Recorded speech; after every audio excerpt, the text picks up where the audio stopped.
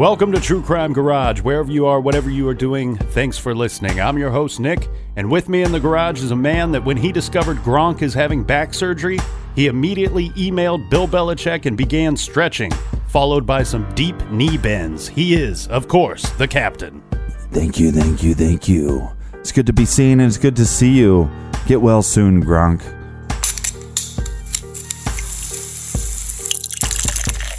We were in the garage drinking yesterday and we're back at it again today. Today we are drinking Vanilla Porter by Breckenridge Brewing in Littleton, Colorado. Garage grade 3 3/4 bottle caps out of 5. This porter has all of the chocolate and roasted nut flavor that you are looking for with a hint of vanilla. I actually thought that they could have gone with a little more vanilla, but that's just me. Breckenridge Vanilla Porter is brought to us by these supreme garage attendees like Amy. Amy recommends trying a Maryland brewed beer. Next, we have Stratopia from Marsh Gibbon, UK. We also have Richie in Vancouver, Washington. That's kind of related to this case, right? Mm-hmm. Richie says, try anything from Bridgeport Brewing in Portland, but he especially likes their Kingpin Double Red Ale. We also have Michelle in Toronto. Michelle really digs the show, and she says that we should never deviate from our format. She loves the timeline mixed with the captain's color commentary, and she says, screw grammar, right? Well, yeah. I get what you're saying, but the bad grammar, it's not really a planned portion of the format. It's just us being dudes. I mean, of course, we don't have stellar grammar. There are smart dudes out there that have nice grammar. We're not smart enough to know that we have bad grammar. That's right, and I'm not the type to just stop the show to correct one word. You know, sometimes I have a typo in my notes or I've just misspelled something terribly, and so I just plow on through and maybe create a whole new word in the process. Well, and I tend to just drink so much that I don't even know what I'm saying. Okay, we also have Veronica in High Point, North Carolina. Veronica says she loves the show, she loves the captain, and says, Nick, you are okay. Well, thank you, Veronica. I think you are okay as well. And Veronica, you're better than okay. Last but not least, we have Shannon from Parts Unknown. I love Parts Unknown. I'm planning a trip there in 2017. Shannon says we can enjoy a beer on her. So awesome. Thank you all. Thank you, Amy, Stratopia, Richie, Michelle, Veronica, and Shannon for bringing the bucket of beers to the garage for this week's show. And if you want to buy us around for next week's show, go to truecrimegarage.com and click on the donate button. Also, if you want to follow us on social media, Snapchat, Instagram, Facebook, all that stuff, at True Crime Garage. And now Nick is on Untapped, which if you want to follow his beer selections and his beer drinking habits, check him out on Untapped. A big shout out to DK_FXN and John WHH on Instagram. They sent me some interesting information and it adds to the show. Whether you write to us on social media or the website, we try to take a look at all the cases that people are presenting, and we definitely appreciate it. So thank you and much love. Are you going to say your catchphrase? We like your gym. That's right. Gather around, grab a chair, grab a beer, and let's talk some true crime.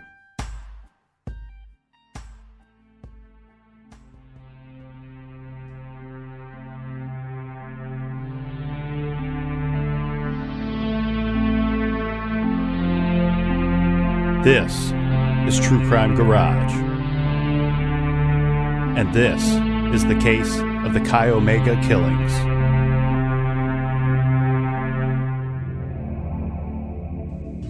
Fighting co-eds at Florida State University in Tallahassee walked to class in groups today, while detectives tried to track a man who slipped into a sorority house early yesterday and murdered 2 women. David Dick reports.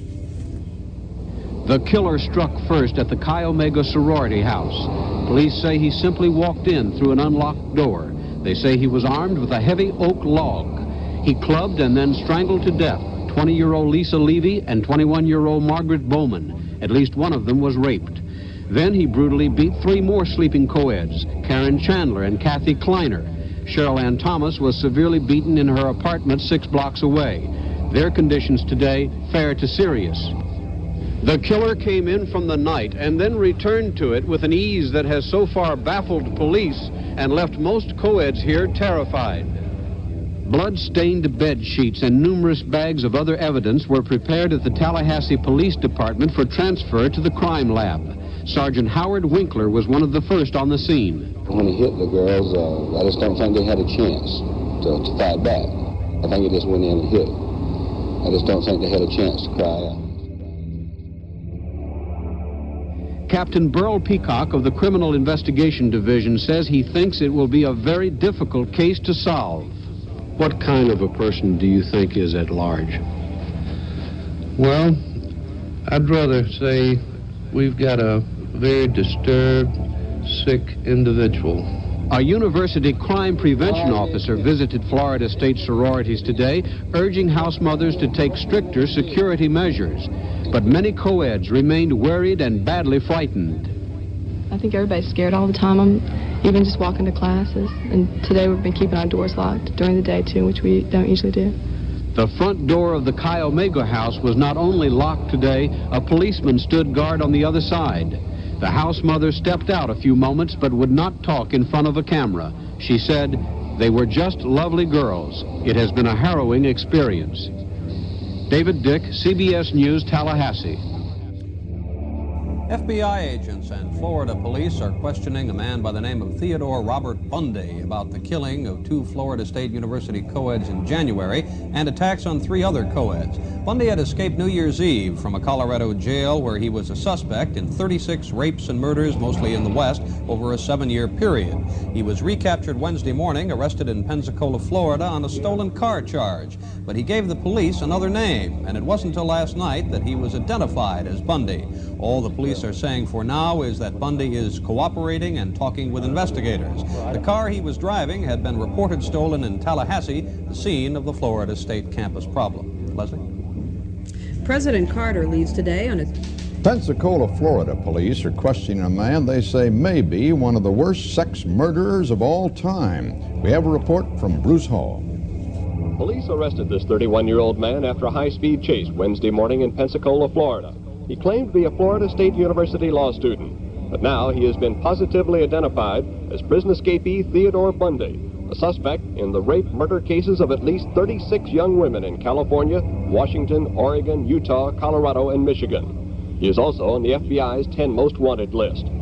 Among the first to arrive to question Bundy were these detectives from Tallahassee, Florida, where 2 co-eds were murdered and 3 others savagely beaten last month. Tallahassee officials would not talk to the press, but they did talk to the state attorney in Pensacola. I do know, though, that they told me that he was a definite suspect in their investigation. It has been learned that Bundy has been living in this Tallahassee apartment since a few days after he escaped from a Colorado prison on New Year's Eve. The apartment is less than a mile from the Chi Omega sorority house at Florida State, where the highly publicized attacks took place in mid-January. When Bundy was arrested, police said he had in his possession 21 stolen credit cards, all from co-eds at the university. This afternoon, Bundy was taken to court, where he was ordered held without bond. He will remain in Pensacola under tight security until authorities can determine if he will be charged with the Florida State University murders and what state has the strongest case against him. Bruce Hall, CBS News, Mobile.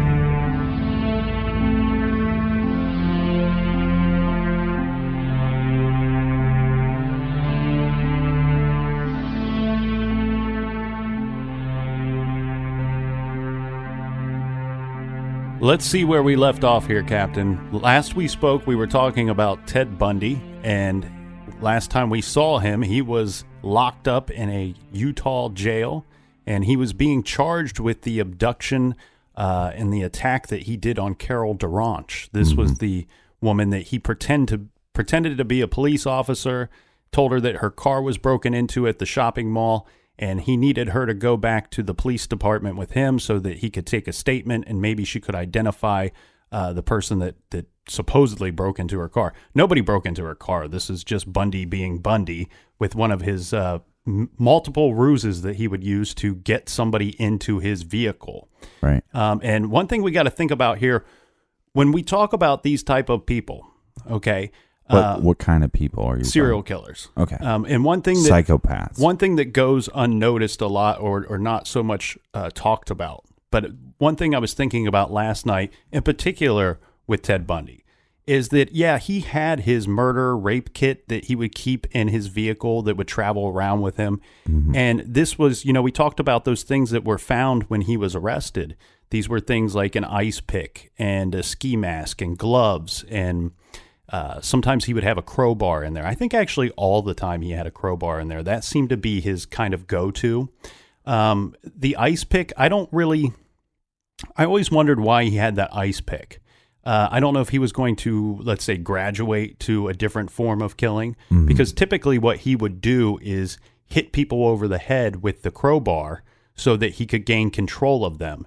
But he didn't kill them in that manner. He was a strangler. He would strangle these women. Usually what he would do is hit them over the head with the crowbar. He's got control of them. He would rape them. And then he would rape them again as he was killing them, as he was strangling them. And sometimes he would even rape them again after they had died. Now, the thing with the ice pick is, people, you see this when you talk about Ted Bundy. You can look up anything on Ted Bundy and pictures, and you're going to see pictures of this ice pick. But I think the ice pick was actually something that he thought he would use to gain access to somebody's home. I think it was more of a burglar type tool that he was going to break in with the ice pick to a house if he needed to. Well, with Dahmer, for example, like Dahmer's apartment they used that as, here's this crazy psychopath and we need to study him after the fact. And Ted Bundy's case, it seems like it's his car. That his car is the equivalent of the apartment. You're exactly right. And that's one thing I was trying to touch on here with Bundy and with multiple serial killers. You see this time and time again. The vehicle is as much of a killing tool as that rape and murder kit that he had in the car. or the apartment. Exactly. Right. It's another tool. And I'm sure that Dahmer outfitted his apartment in a way that would make killing easier for him or holding them captive easier for him, just as Bundy did with his vehicle. He used his vehicle as a trolling device. I mean, Bundy was driving all the time. He drove constantly. We talk about he was living in Utah and he was driving all the way to Colorado to find victims.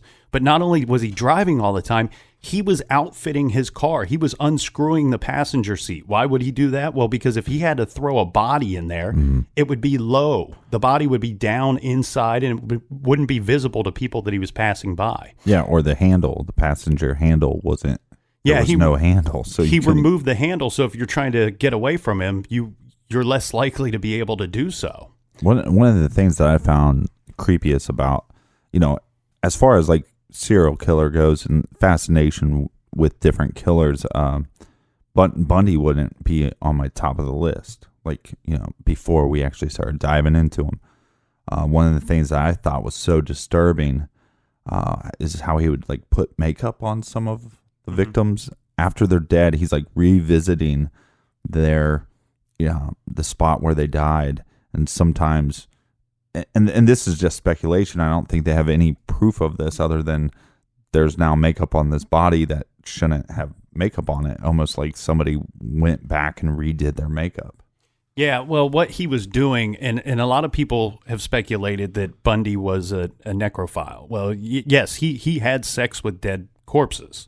And so he was, I'm sorry if you're listening to this. He was your morning commute, and we just said that Bundy had sex with dead corpses.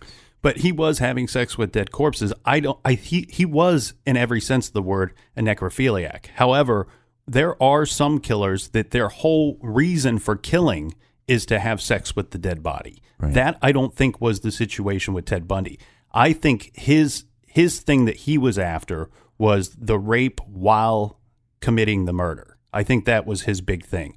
With the whole necrophilia thing for him, I think that was just, it was kind of a way to slow him from killing somebody else. He could go back and mentally revisit that victim and revisit his crime mentally and relive it. Right. And rather than going out and killing another person because it was easier or something easy to do. Now, the thing with, you said Bundy, wouldn't have been at the top of your list, but I'm sure he's moved significantly up there since we started looking at him. But the one thing that, for me, he has been on the top of my list forever. And the reason being is that he was so unique, especially for the time. And he was such a problem for the investigators. He was doing things at the time that you might see serial killers do more recently, but he knew that it was to his advantage to commit different crimes in different jurisdictions. He knew that the police didn't really talk to one another and that they would have a problem linking these crimes. But I think that's where primarily Bundy, where serial killers get this idea of when people are profiling a killer, they start saying, "Oh, above level intelligence," and I think it's coming from Ted Bundy. Look at like somebody like Ed Gein or somebody like that. You're not going to see above level intelligence, and I think so. But I don't want to glorify it. I don't want to glamorize him. I mean, this guy was a complete psychopath, and more so, and that's what was fascinating to me when looking into him, is just how sick of a person he was. It climbed on the list, not that I admire the guy in any sense of the term, but just when you think of somebody like Ed Gein, for example, oh man, this guy's horrific. This is disgusting. Bundy was above that, head and shoulders above that. Oh yeah, big time. I mean, but the other thing too that made him so dangerous was his modus operandi. He didn't have a specific one. Where you'll see some killers where, like a long haul killer, their modus operandi is pretty much the same time and time again. I just need to pick up this working girl from a truck stop, and she's in my truck, and now she's mine. She's dead. Mm-hmm. And where with Bundy, he didn't have a typical way of finding his victims. He would adapt to the situation. We didn't talk about all of his crimes, but just kind of a quick overview. He didn't just pick up women that he would trick into getting into his car. No, there were more than one occasion where he would break into a house and he would obtain the victim there. Yeah. He would steal them from their home. And we saw one situation where the girl was living with 4 other people. I mean, how risky is that? He breaks into a home. He could have been seen by any of those other 4 people or fought off. Mm-hmm. And instead he knocks her unconscious and he takes her with him, what else did he do? He would also just pick up random hitchhikers, he would see an opportunity and he would seize the moment. Yeah. That's what's kind of strange here is, he's not an opportunist killer all the time. Sometimes he's creating that opportunity. It's really fascinating. I mean, and then what we're going to be talking about today is, the escapes and the trials. Mm-hmm. I mean, that's just a whole nother level of this madness that is Ted Bundy. And the other thing about his vehicle being his killing tool is, think about that. We talked about the passenger seat that he would unscrew from the floorboards, and sometimes he would have the seat in, sometimes he would have the seat out. Well, that whole thing, you could kind of figure out what he's doing there, because he needed to remove the seat to hide the bodies as he was transporting them, right? But at other times, he needed the seat to be there. Why? Because if I slow down to pick up a hitchhiker and I have no passenger seat, well, she's not getting in my car. Right. So this is, it was definitely his vehicle. The VW Bug was definitely his number one killing tool, in my opinion, as the crowbar. And we talked about this a little bit yesterday, just between me and you. And I thought it was an interesting tidbit to bring up on the show. Did he have some advantage by having a VW Bug? Was there any advantage there? Did women feel less threatened by this? More, it's more of a kind of a. I mean, it's more of a college student car, and mm-hmm. You'll hear when people talk about the people that came forward and said, "Oh yeah, I was in his vehicle," and I just thought, and one of her lines was, well, here's this college kid, and this is just a college car. There probably was some advantage, like you said, if he was driving a giant monster truck with giant tires, maybe that wouldn't let these women's guard down as much. I agree. Yeah, I mean, exactly. If he had a monster truck, or if he had a white van, the typical or like creepy a white van. White Bronco. Yeah. That I don't think as many women would have gotten his car, but his victims that he wanted, his victimology was attractive college-age women. And, they see this somewhat, good-looking man who's well-spoken, and he's driving the typical college boy car. And he had better grammar than we did. I'm sure that he did. Right. So where we left off was Bundy is in jail in Utah. He's being charged with the abduction of Carol DaRonch, and for that he's pretty easily convicted because she can look right at him and go, yes, judge and jury, that's the guy that tricked me into his car and tried to kill me. Right. Now he gets a sentence. It's a 1 to 15 year sentence. So, with good behavior, he's going to get out in 1 year's time. Now, during the process of this... but that's just because it's a single attack. Yeah. They're not linking it to everything else. And here's where the links start to happen. There is a detective, his name is Jerry Thompson. He remembers a similar suspect that was described from a few different cases that was going on. Mm-hmm. And now remember, we had said that there were gas receipts that were found in Bundy's vehicle when he was arrested. Right. Now, these gas receipts would put him in areas and at the same time of other killings that were going on. So while he's sitting there with his 1 year to go, he is extradited to the state of Colorado because they have now linked him to one of the murders in Colorado. At the same time, the police were searching Bundy's apartment after he was arrested and after he was convicted. And during this time, they found other things too. They found a guide to the Colorado ski resort. This was the Wildwood Inn. Now, remember, this is where a young woman, 23-year-old Karen Campbell, was. She was a nurse from Michigan, but she was on vacation with her boyfriend, and she vanished from the hotel there. And this is at the ski resort while on a ski trip. And so they, with the gas receipts and with this guide to the ski resort, they're able to put Ted Bundy at that place and know that he might have been the one that killed or took Karen Campbell. The other situation that's going on too is they found a brochure. This was an advertisement for the Viewmont High School play. Now, this is where Debbie Kent had disappeared. This is where he was seen in the parking lot going up to different students and trying to get them in his car. So Bundy's been extradited to Colorado, where he's going to be charged with the death of Karen Campbell. Now, during this situation, he's in jail there, right? But he's also assisting in his own defense.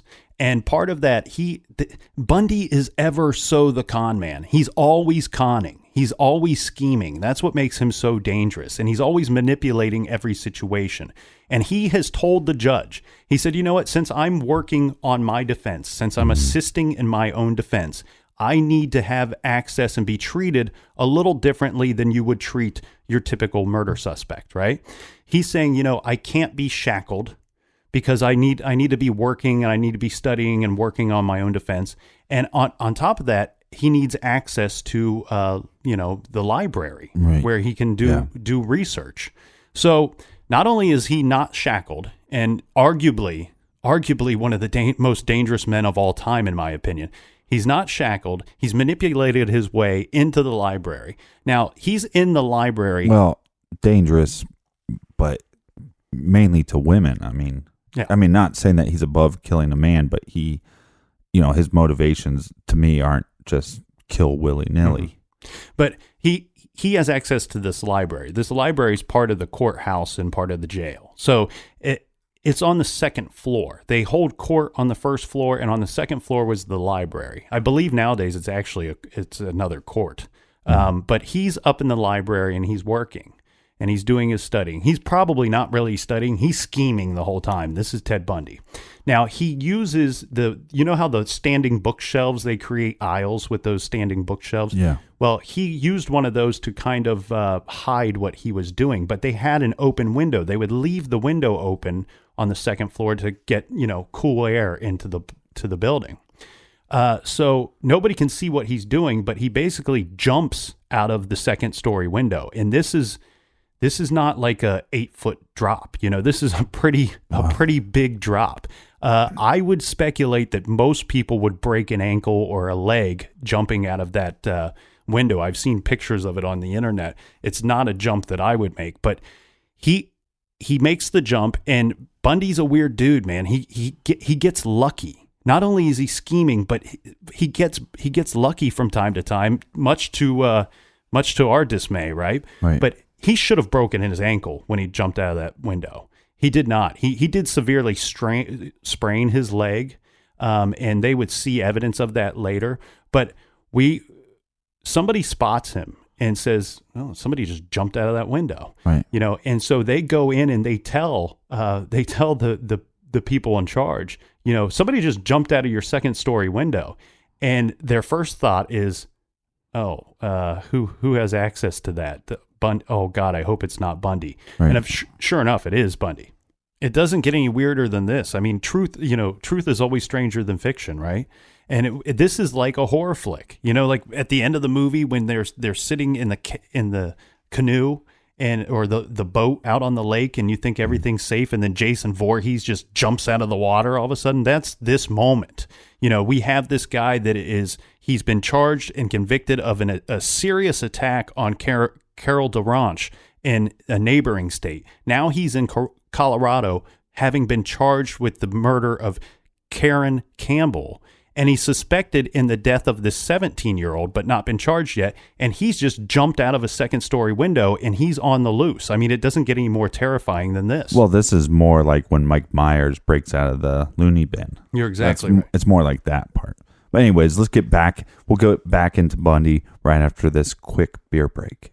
And we're back. Cheers, everybody. Cheers. So where we left off now, Ted Bundy he's escaped from the courthouse, right? Mm-hmm. And he's jumped out of this window, and somehow he did not break an ankle, didn't break his leg. But remember, there was that person that came in and notified them very quickly that, hey, some dude just jumped out your window. Right. So what happens here is he actually, they set up roadblocks because they need to get this guy as quick as they can. And he sneaks past one of those roadblocks. He's on foot. But what he did was he shed his clothes as soon as he jumped out of the window. So not only, this is where we know that he was planning to escape that day. He didn't just get lucky and happenstance. He's like, the window's open, I'm going for it. Well, yeah, but like we said, he's not only is he a psychopathic murderer, he's a con artist as well. And whatever garb he was given to wear, being in jail, underneath of that, he had regular looking clothes. So after he jumps out of the window, he sheds these, the jail garb or whatever it is, and he's in regular looking clothes, and he sneaks past the roadblock. Well, he heads up into the Aspen Mountain. Well, now Bundy is, as clever as he is, and as much of a con man and manipulator as he is, he can manipulate a jail system or a prison system, but he can't really manipulate the wilderness. Right, Mother Nature. Yeah, so he's up there, and he's trying to survive as he's eluding capture. And some of the things he does while he's up there, he's breaking into cabins that have nobody in it, and he's stealing, clothes and food, and I think he even took a rifle from one of the cabins. He's become a survivalist, let's say, right? He's out on the run. He's only loose for about 6 days, and they end up capturing him. And you can find pictures of him on the internet from when he got back from his little trip up in the Aspen Mountain. Mm-hmm. But he looks like he aged 10 years during that 6 days. So he's back in jail, and now they will transfer him to another jail. And this is supposed to be, there's more security at the Garfield prison. Mm-hmm. Now, so they warn him. They warn the prison. They're like, okay, look, this guy, we don't think he just killed this Karen Campbell. Mm-hmm. We think he's killed all kinds of women. And if he gets out, he is going to try to escape. That's who he is. Right. We've seen this already. Yeah. And so he's going to try to escape. And if he gets out, he's going to kill as many women as he can. That's just in his nature. That's what he does. He's an evil guy. Mm-hmm. Now, but Ted being Ted, he talks to the guards, he talks to the administrators there, and he has a way of talking to people and befriending people, so they kind of let their guard down. Yeah, and one of the things that you see in this video, some of the clips, is there's a man walking Ted in, and Ted is handcuffed. And you can tell that whoever's I don't know if this guy's a lawyer or if he's a police officer or whatever he is, but you can see him and Ted joking and laughing at each other while they walk into the courtroom. And we're also looking at this all hindsight. So you have this guy that, as far as, major offenses, he tried to attack somebody. And now we think he's responsible for this murder. We don't have all this evidence. We don't have all this proof. We don't have all the confessions that Ted gave. So him being such a charming guy, I bet a lot of these prison guards just thought, nah, this guy probably didn't do it. Mm-hmm. So, and with him being so charming and almost so normal, I could see why people would be like, well, maybe he didn't do this at the time. Well, you got to keep in mind, too, who are we dealing with? And I don't think the authorities knew exactly who they were dealing with. Yeah, he was a law student, but he was going into law he wanted to be a politician. And, that's usually the way you come up. And he wasn't going into law necessarily to practice law. I believe he wanted to be a politician. And if you follow his younger life, especially when he was at University of Washington, he's taking part in the Republican Party. He's doing things. Traditionally, what are politicians? They're people that are good at speaking and good at talking and communicating and with good other at people. Lying, Yeah, and so this is who he is. I mean, and we talked about he worked at that crisis hotline. This is a guy that liked to talk to people, and again, it lets their guard down. Well, I do have to fault this. I do have to fault the people that worked at this jail because they were warned. Okay, now and think about this too. And this is the second jail. Behind the eyes, behind his, he's a. Some people have said he's a good-looking man. Maybe he's an average-looking man. I don't know, but behind this regular-looking dude who is outgoing and who is happy to speak with people and communicate with it, he's charming. Behind those eyes, inside, he looks like Frankenstein. He looks like Frankenstein's monster. And he is an absolute monster. He's one of the worst of the worst. Now, if you could see him, if he looked like Frankenstein's monster, they would have housed him in a much different way. And they didn't, as you said, they didn't fully know what they were dealing with, but they were warned and they let their guard down. And this is on them, and actually things that would take place later, I put a lot of that on them. Now they put him in this cell. Okay. And on the ceiling, there was a light fixture. Now, this light fixture should have been welded to the ceiling. That would be the typical thing in most cells. This one was not. And actually, the jailhouse, they talked about, they looked at the light fixture before they put Ted Bundy in that cell. And they thought, no, it doesn't need to be fixed. There's no way that he can get up there. And furthermore, some of the other inmates start coming to the administrators and to the warden and to the correction officers, and they're saying, at night when we're lying in bed, we can hear somebody up in the rafters, up in the ceiling, moving around at night. Yeah. And we're pretty sure it's Mr. Theodore Bundy over there. Yeah, I mean, because it wasn't happening before this guy shows up, and now he's here, and we hear this wrestling at night. Well, and what he did was he was getting money. Okay. Again, everything going Ted's way. He was getting money because there were people back in Washington and people in Utah that were friends of his, and they thought he was innocent. There was actually not a whole lot of evidence in this murder trial. And he's working with his attorneys. He's assisting in his own defense, and actually things are going his way in the court. Other than having the brochure, other than having the map regarding the ski lodge, there's no real evidence other than the gas receipt and this map to the ski lodge. Well, and this is before that DNA. I mean, they had DNA, but this is, I'm sure that if DNA was more important back then, they probably would have some DNA in this case. Well, maybe not, because you got to keep in mind that this Campbell lady, at this point, she had vanished. They don't know where she is. All right, so no body. Correct. Right. And the way that this attack went down, she's a nurse, and her boyfriend is a doctor where she works, and he's older, he's divorced, and he has some children, and they're on vacation together at this ski lodge. And there's a heated pool outside, and they were down poolside, and she decided to return to the room to get a magazine or get something to read. Right. Well, she goes up to get her book or magazine, and she's never seen again. He snatched her somewhere between her walking from the pool up to the room. Mm-hmm. So again, not a lot of evidence, and things are going his way in the courtroom. This case might have gotten thrown out. He may have gotten acquittal on this case, because what evidence they did have, he was starting to get it thrown out of the trial.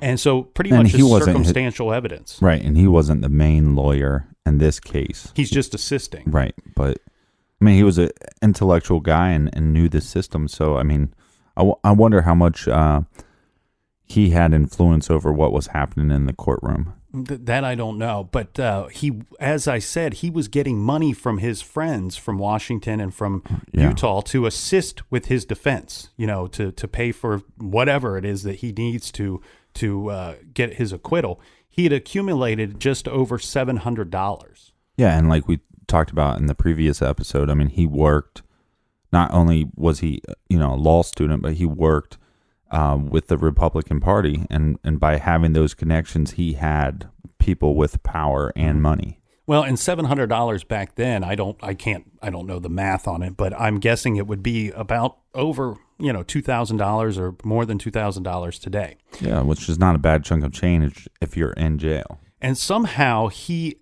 gets a now keep in mind this is a jail, so we do have a lot of non-violent offenders that are serving time there. Mm-hmm. And so they have different privileges. I'm sure that they have some kind of workhouse, or they're, as we talked about in the Texas 7, sometimes people work as custodians or repairmen inside the jail itself. Somehow Ted Bundy gets a hold of a saw.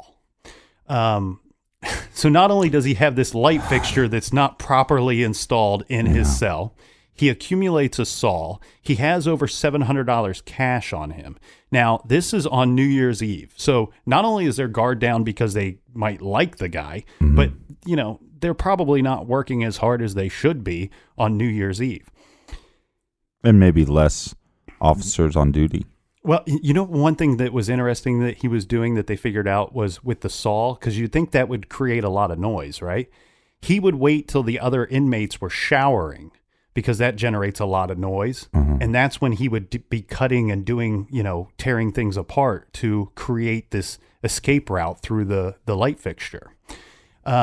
So what he does on New Year's Eve is he's got books and he's got his files for his trial in his cell with him, so he can be working on these things when he needs to. Mm-hmm. He kind of piles them up in his bed and puts the covers over top of it to look like somebody's sleeping in the bed. Right.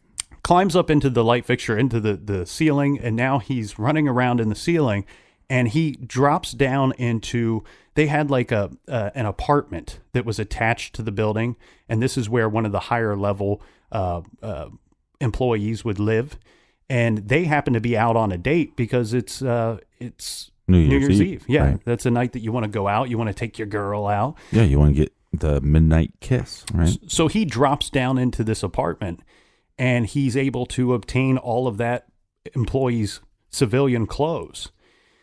So he sneaks out of there. And they just so happen to fit him? Yeah, well, I don't know, but it's Bundy. Things seem to go his way. He couldn't, they couldn't, have a husky guy, like a really husky guy? Like a 400-pounder. Right. So he's now wearing civilian clothes. He has money. And he gets out, and what does he do? He buys a plane ticket, and he flies to Chicago. Mm-hmm. Now, this is going to be, this whole adventure here, this is going to be, planes, trains, and automobiles for Mr. Bundy, because he ends up in Chicago, where in Chicago he takes a train to Michigan. Okay. In Michigan, he steals a car. Now, I read his account on his car thievery. He was not a great car theft, but he said back in the 70s, a lot of people would just leave their keys in the car, and they didn't lock their doors. So different times back then. He would just find a regular street with a lot of cars parked on it and just walk up to each one, checking the door handles. If it's unlocked, he would get in, look for a key, and he finds an unlocked door to a car, and it finds the keys. I don't know if it was underneath the seat or up in the visor, but he drives this car down to Atlanta, and then he takes a bus. He wanted to go to Florida. He had this planned out. He wanted to go to Florida. Why? Because think about his victimology. He likes college-age attractive women. That's his victims. That's what he's looking for. He was probably looking for something close to the water, where it's no secret there's good-looking ladies by the water. And there's plenty of colleges in every state, but there's plenty of colleges in Florida. He doesn't get anything by the water, but he ends up in Tallahassee, Florida. Now, he moves into a boarding house, right, on the campus for Florida State University. And he's posing as a grad student because by this time he would have been in his 30s, in his early 30s by this time. So he's not of the exact college age, but he's posing as a grad student, and he's going by the name of Chris Hagen, I'm sorry. Is this when he grew out a beard? I'm not certain, because if you follow the trail of Ted Bundy and you'll look at him throughout the years, whether he be in Washington, Utah, Colorado, Florida, he's in front of the camera a lot because he's arrested a lot. He escapes a lot. Mm-hmm. He's on several trials. But he is ever changing his appearance. This was another thing that he did. This is, the mastermind, in quotes, serial killer. He's always changing his appearance. You will see pictures of him where he appears to be a little heavier than other times, and he might wear big, bulky sweaters. He has a beard at times. He's clean shaven at other times. Yeah, sometimes he has a mustache. Yeah, he has long hair sometimes. Other times he has very short hair. But he finds himself down in Florida State, in Tallahassee.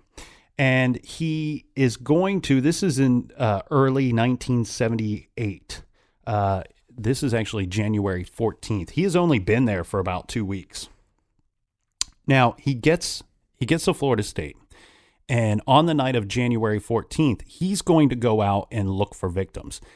He said many years later that his intention was to go to Florida and assume an identity and become a regular guy, work a regular job, and not commit any more crimes, and he was just going to live a regular life. Mm-hmm.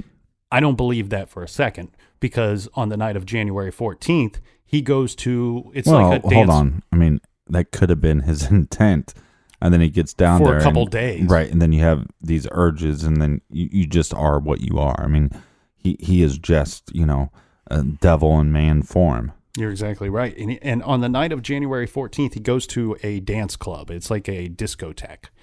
And he's trying to pick up young college-age women at this club. Mm-hmm. Well, he's not the Bundy of old. He can't do what he once did. These women didn't find him charming at all. They said I feel his pain. They said that he was extremely creepy. He was his eyes scared a lot of them. His appearance scared a lot of them. He had these blue eyes, but in some ways they are like, it's a pretty blue color if you watch the interviews. But man, as pretty of a blue as it is, there's a super creep factor when you look into him. Well, I've heard some investigators and some detectives and FBI agents say that they say they can spot these type of monsters, and they say that the giveaway is in the eyes. Now, I've looked at more pictures of serial killers than most people, and nine times out of 10, I can't see it.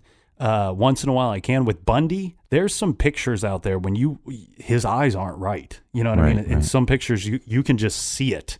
Well, and if you watch a lot of his interviews, especially one of the interviews before his death, he blinks so many times. I mean, it's like he's blinking 3-4 times more than a normal person would blink. So he's unable to pick anybody up at the disco.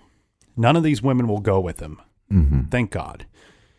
But what happens is he has this urge that he has to fill. Remember I said earlier, this guy is addicted to what he's doing. He's addicted to killing. He's addicted to raping women. He's going to end up with a victim that night, or he's going to end up in jail or dead. That's how this guy works. Right. When he doesn't get anybody at the disco, next door is a sorority house, and this is the Chi Omega sorority house. Now, I do got to point out here that I don't believe that he intended, when he left his apartment or his boarding house that day, when he left to go to the disco, I don't think he had any plans of going into the sorority house. He clearly wanted to pick up somebody at the disco. Right. When that didn't work out to his way, he started scheming. He started planning. Well, and like I said before, I mean, he's not just an opportunist killer. I mean, he is one, like, so when he's going to the discotheque, he is trying to create the opportunity. Mm-hmm. You know, he's trying to lure somebody into his trap. When that doesn't work out, now I have to, I'm going to go not create the opportunity. I'm going to try to find the opportunity.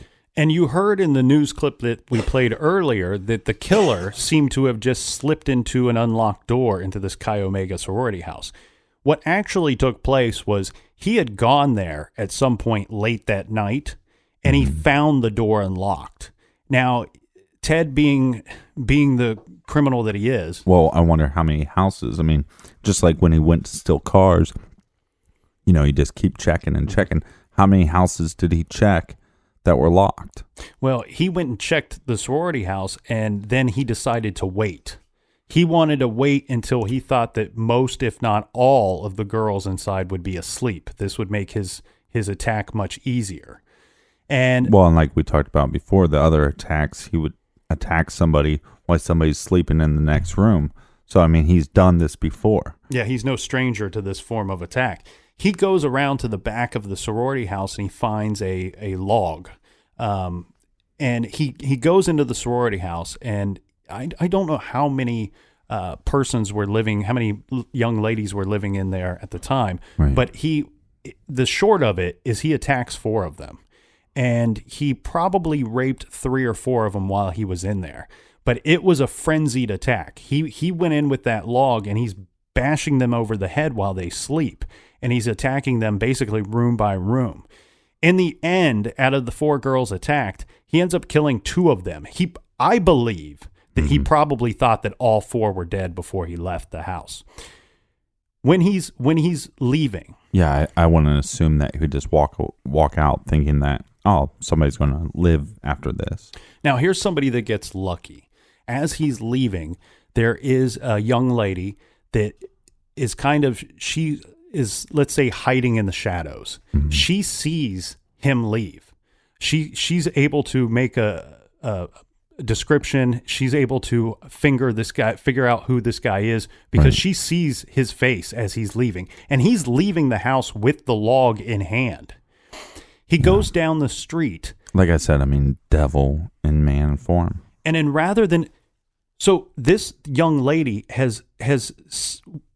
she not only witnesses him leaving the house, but she sees what took place in the house very quickly after he leaves. So the police... Well, yeah, she sees the carnage, right? Exactly. And she has notified the authorities.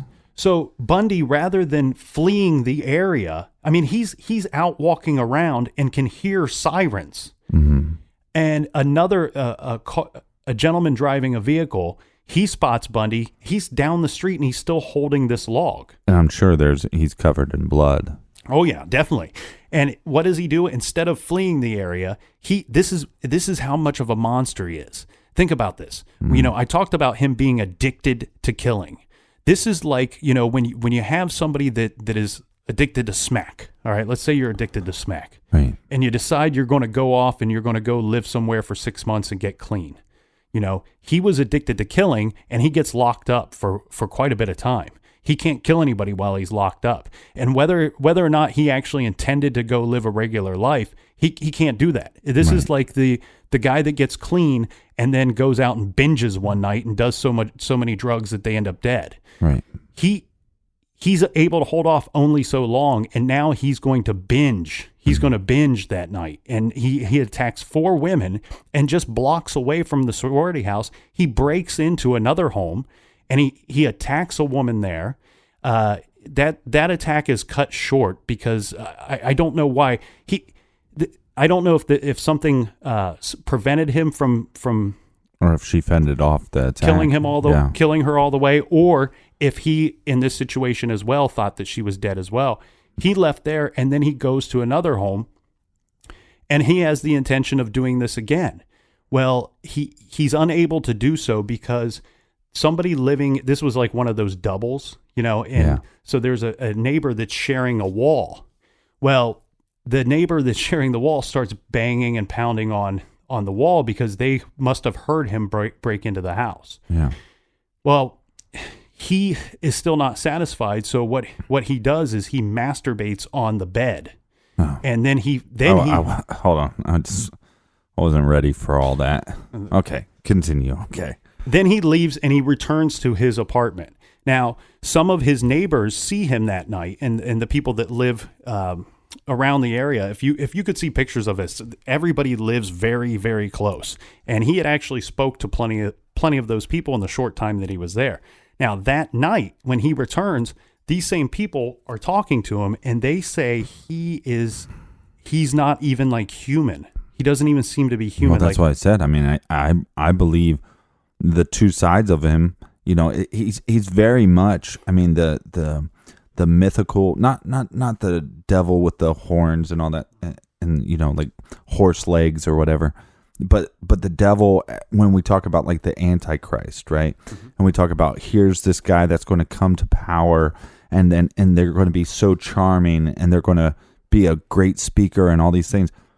That's like the two sides of him. The one side of him is here's this stand-up guy. He's sweet. He's charming. He's a man on a mission.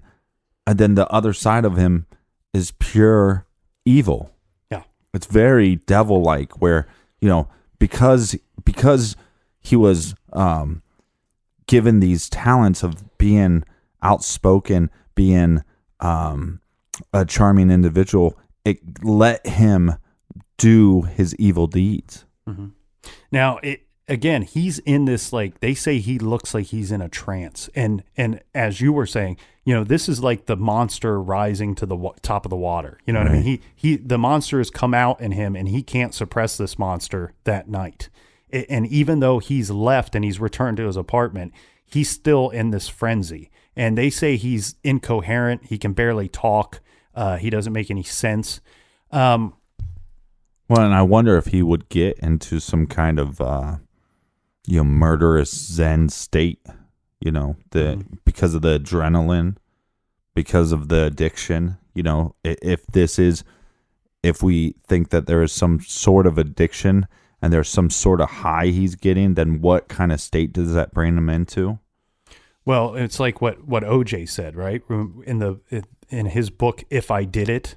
Yeah. What does he say? That, well, if I would have done it, I would have been in a state that, I wouldn't have known what was going on, and I would have felt like I blacked out. And when I come to, then I see the result of what has happened.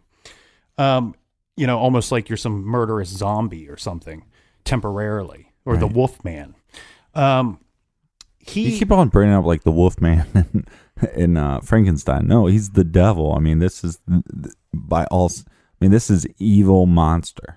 Well, not too long after this horrible attack at the Chi Omega sorority house, he attacks a young girl. She's a 12-year-old girl, and he takes her from her school. This is much like we saw that he did in Utah. And he ends up getting caught, right? They chase him down in Pensacola, Florida, and he's apprehended, and now they want to question him about this stuff in Florida because it's all very obvious to them right now, right? It's very obvious that we got this horrible dude. We had no clue who did this killing at Chi Omega, but now we've apprehended Ted Bundy, who's certainly capable of doing these things. Right. And then on top of that, we have the lady that saw him leaving that night. She identifies Ted Bundy as the guy that was leaving the sorority house. And then we have the other 3 that were attacked that are still alive. I don't think they were able to identify him. I think they were attacked so brutally that possibly, or in the dark too. Well, and on top of it, I think he hit them when they were sleeping. Yeah. So they may have been unconscious the entire time. Hopefully, right. But we have the lady leaving. We got the guy driving his car. We have the other lady being attacked in the double that could have identified him.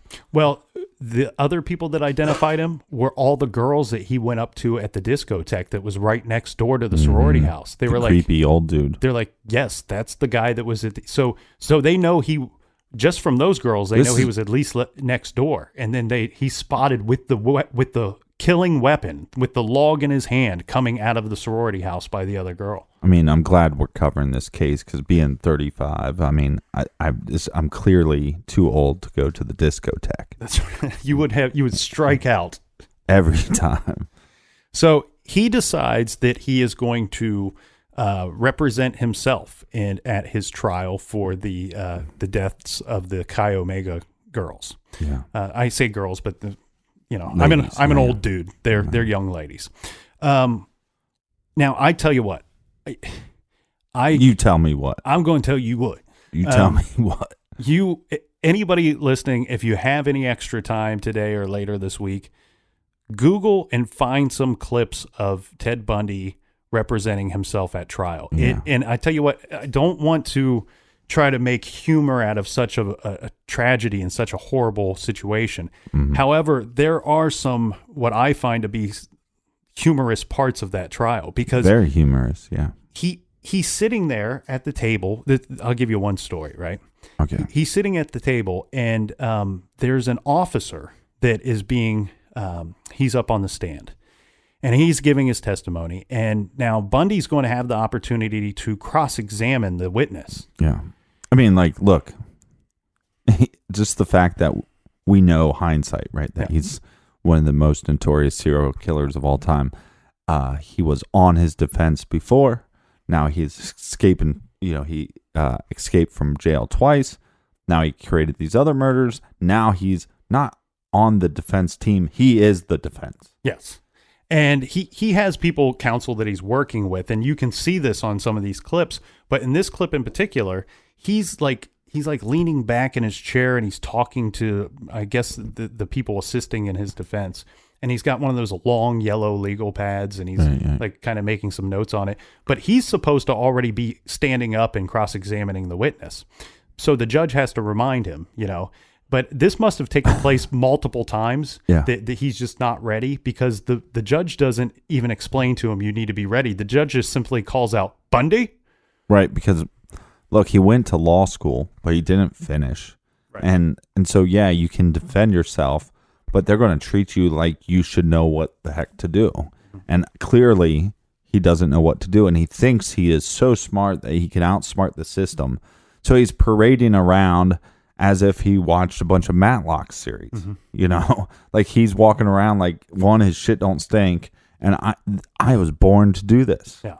And he has this very odd thing where he is disassociating himself with the murderer. So he's Bundy, the lawyer, in his brain, and he's defending Bundy, the killer, which he clearly doesn't think he's the killer. No. And the judge just calls out Bundy, and then Ted Bundy gets up, and he's going to cross-examine this officer that's just, told his whole story. Right. And so he asked the officer, he says, officer, when was the first time that you spoke with Theodore Robert Bundy?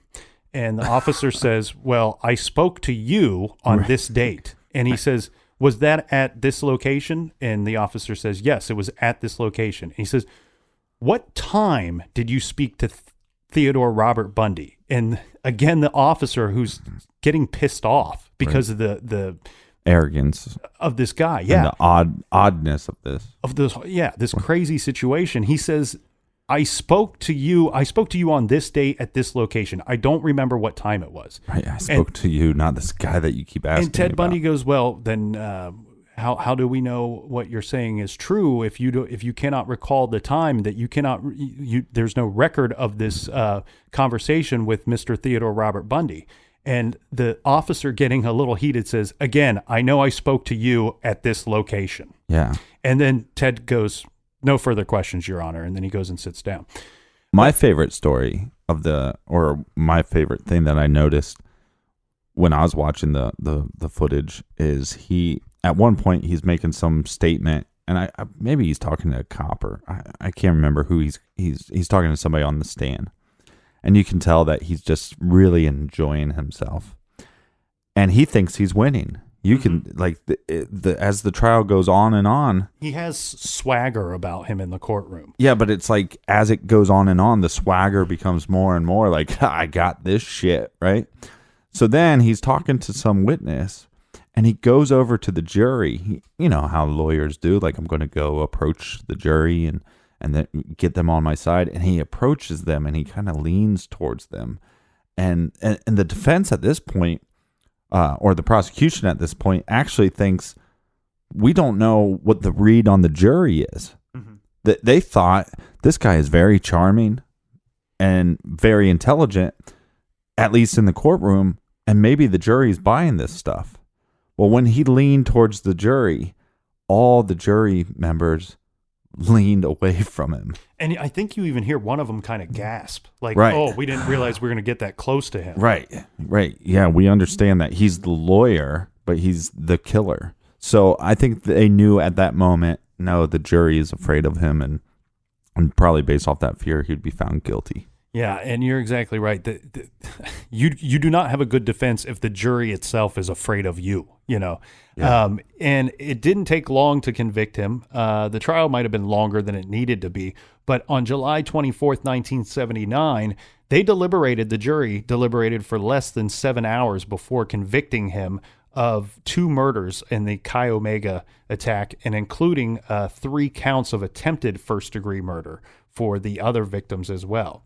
At the trial, the judge he does impose death sentences for the murder convictions. Mm-hmm. And this is happening in Florida, so they don't dilly-dally around. They're not going to wait 30 years to try to kill you. Yeah, and you know what? There is a strange situation regarding the Bundy case itself. I read this, I think it might just be a rumor, so I'm not going to say where I read it. But there's a statement that when Bundy was working with his counsel in the state of Colorado, when he was going through that trial before he escaped the second time and made it all the way to Florida, that during the course of working with his counsel, he had asked the attorney, you know, what state are they most likely to put you to death for murder? And the attorney had told him, probably Georgia. No, wait, Florida. Florida seems, they seem to execute people faster there. And, nowadays we know it is Texas, that executes people the fastest.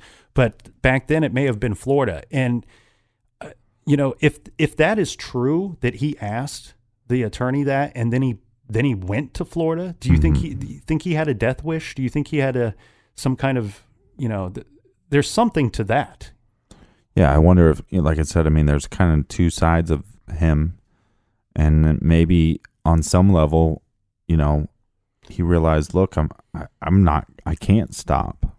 Well, there was another serial killer, and he's been put to death since this, but I heard him say in an interview that he was trying to speed up the course of the death sentence. He wanted to be executed as fast as possible.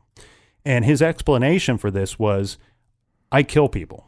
That's what I absolutely love and enjoy, killing people. And if I ever get out, I'm going to kill a whole bunch of people. And he doesn't even think it's wrong. In his opinion, killing people is not wrong, this serial killer. Right. And he says, but I'm locked up and I'm in prison and I can't kill anybody in here. So I don't want to be on this planet any longer. Right. And what this particular killer did was he actually killed somebody while he was in prison. because they wouldn't speed up his death sentence. Well, then, yeah, I'm going to make myself a real big problem in here and start killing people in prison. Well, and then you're going to have that on your head, and you're going to have to get rid of me. You're exactly right. That's exactly what happened, because the court system come out and they said, well, you have to go to trial for this other death now. And he comes back to the prison administrators and the court system, and he says, guess what? I'm going to, if you're going to delay my death sentence, I'm going to keep killing people in prison every chance I get until then, and all those deaths will be on your head. So I don't know if the thing with Bundy is absolutely true or not, but I did find it interesting that he asked about what state would kill him or kill someone the fastest. Yeah, I wonder where he's going through. And once he gets to jail, we're going to see him really start opening up.